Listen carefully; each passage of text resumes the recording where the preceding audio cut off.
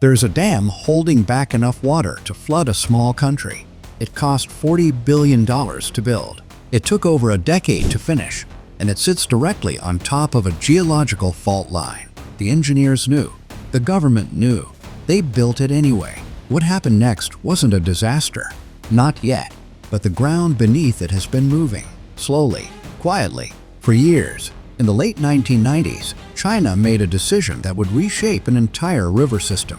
The Yangtze River, the longest in Asia, was flooding. Every few years, the floods killed thousands. Millions lost their homes. The government said enough. They would build the largest dam in human history, the Three Gorges Dam. At full capacity, it would hold back 39 trillion liters of water. It would generate more electricity than any single structure ever built by human hands. It would control flooding across a region home to over 400 million people. On paper, it looked like the solution to everything. But there was a problem the engineers couldn't ignore. The Yangtze River Valley sits on a complex network of geological fault lines. Some are ancient, some are deep, and some run directly beneath the reservoir zone. When the project's chief geologists submitted their internal assessment in 1992, they flagged the risk clearly. The pressure of 39 trillion liters of water pressing down on fractured bedrock could trigger something called reservoir-induced seismicity. In simple terms, the dam itself could cause earthquakes. The report was reviewed, noted, and then the construction moved forward anyway. Over 1 million people were displaced to make room for the rising water. Entire towns vanished beneath the surface. Ancient temples, farmland, and villages, all submerged. Workers carved through mountains. Engineers poured concrete for years without stopping. By 2003, the dam began filling. And almost immediately, something unexpected started happening underground. The seismic monitoring stations placed around the reservoir began recording data that the lead engineers hadn't fully anticipated. The numbers were small at first, but they were rising. Between 2003 and 2006, seismic stations around the Three Gorges Reservoir recorded over 800 small earthquakes. Most were minor, barely felt on the surface. But the pattern was undeniable. Before the dam started filling, the region averaged fewer than 100 seismic events per year. After the water rose, that number more than tripled. The correlation was too precise to dismiss as coincidence. A senior geologist working with the China Earthquake Administration quietly flagged the trend in an internal briefing. His concern wasn't the small tremors. It was what they might be signaling. Pressure building, fault lines adjusting, rock fractures slowly widening beneath 600 kilometers of reservoir water. Then came 2008. On May 12th, a magnitude 7.9 earthquake struck Sichuan province, less than 500 kilometers from the Three Gorges Reservoir. Nearly 90,000 people were killed. Entire cities collapsed in seconds. The official cause was natural tectonic movement along the long-mentioned fault.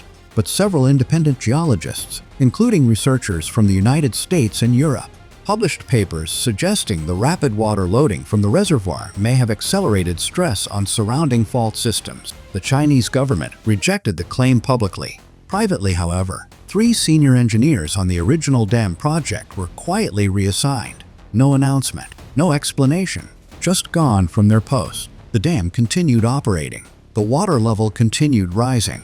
And then, in 2010, something happened that the project's designers had specifically promised would never occur. The dam's own structural monitoring system triggered an internal alert, not from an earthquake, from the dam itself. A section of the foundation was showing unexpected stress readings, and the engineers on duty that night had no immediate explanation. The stress readings came from a section of the dam's left bank foundation, not the concrete wall itself, the rock underneath it. Engineers ran diagnostics through the night. By morning, they had a preliminary answer, and it wasn't reassuring.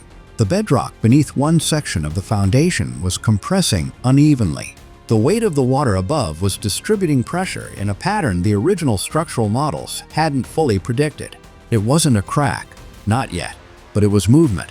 A senior structural engineer on site filed an urgent internal report. He recommended temporarily lowering the reservoir water level to reduce pressure on the affected zone. The recommendation was reviewed by project administrators. It was denied. Lowering the water level meant reducing power output. and the dam was already supplying electricity to over 70 million people across central China. A reduction would trigger rolling blackouts across multiple provinces. The economic cost was considered too high, so the water stayed.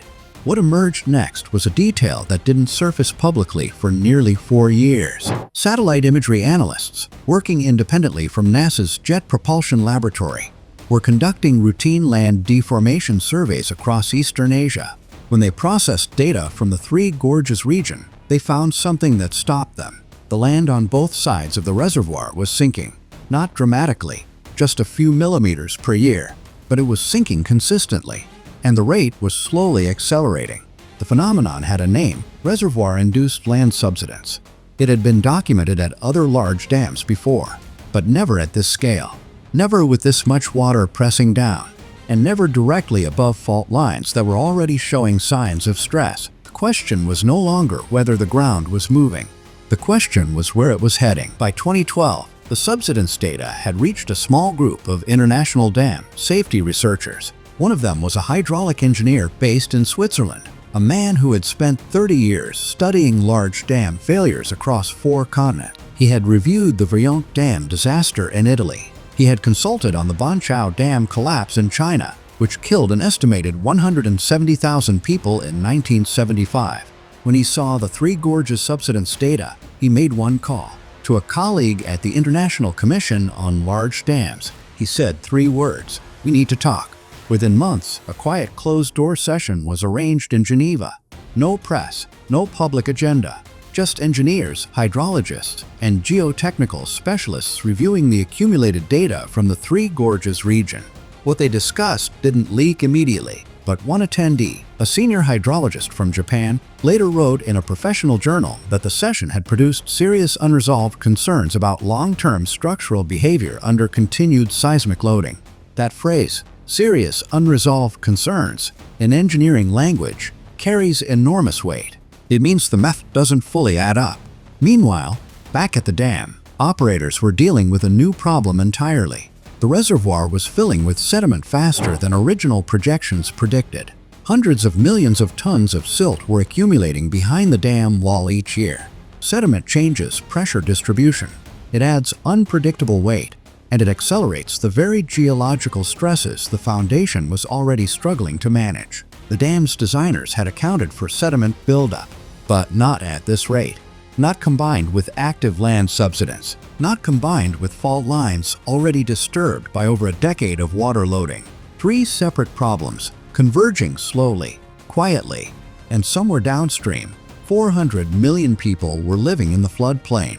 None of them knew what the engineers were calculating at night. In 2019, the Chinese government released something unexpected.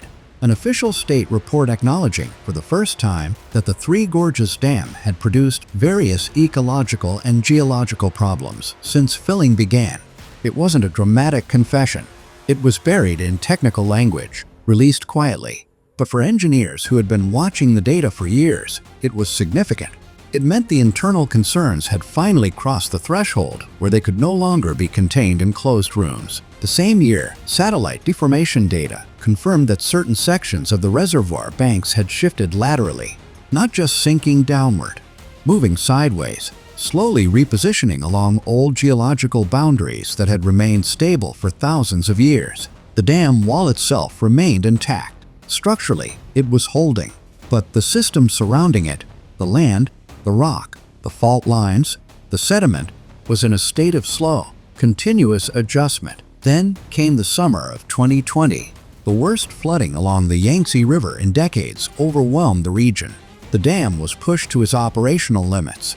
Engineers deliberately released massive volumes of water downstream to reduce reservoir pressure, flooding farmland and displacing hundreds of thousands of people in the process.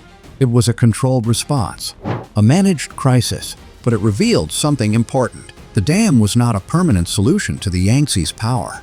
It was a negotiation with it, a temporary arrangement between human engineering and geological reality. And geological reality does not sign contracts. The dam still stands today. The water still rises and falls with the seasons. The monitoring stations still record data around the clock, but the fault lines beneath it have not stopped moving. They never do. They simply wait. If you follow stories like this, real engineering decisions with consequences that take decades to fully unfold, there are more waiting. Subscribe and you won't miss the next one.